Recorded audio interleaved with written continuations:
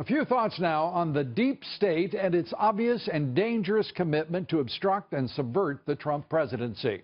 The deep state is typically defined as a government within a government, most often members of the bureaucracy, especially the intelligence community, all branches of government. And now it's clear there exists an urgent need to drain the deep, deep judicial swamp in this country.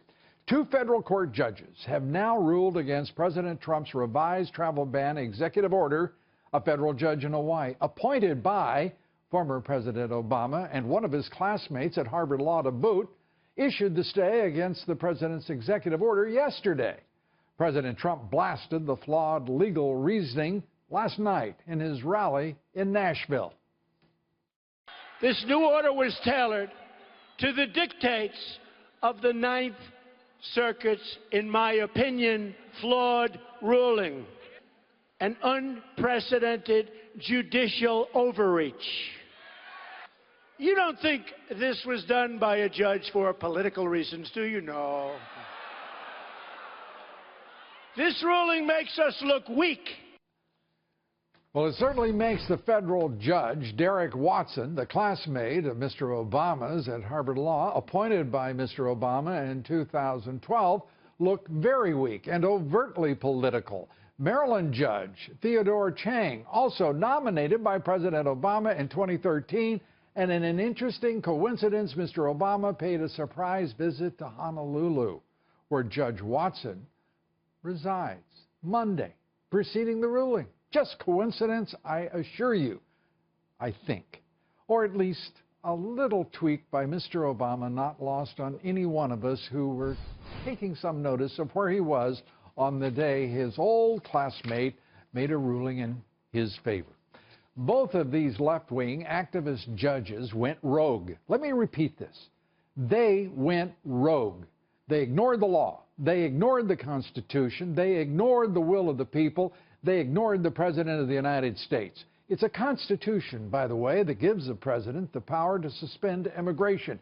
It is a law, and it is 212F of the U.S. Code.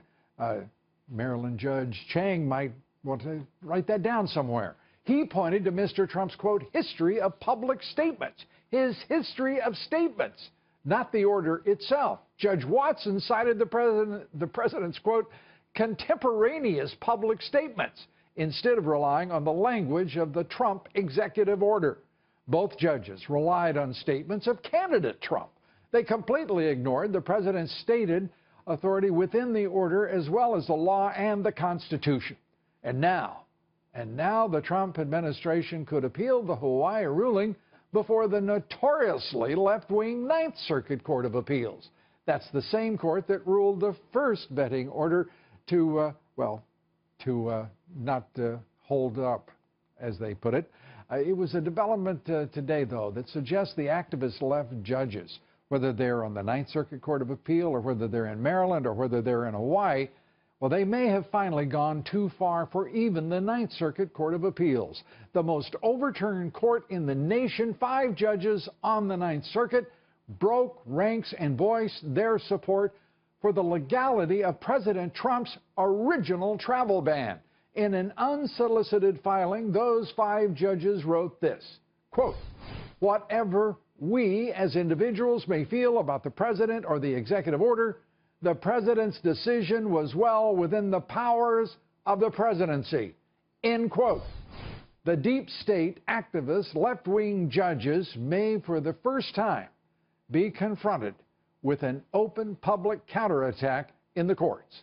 It is long overdue, but nonetheless welcome.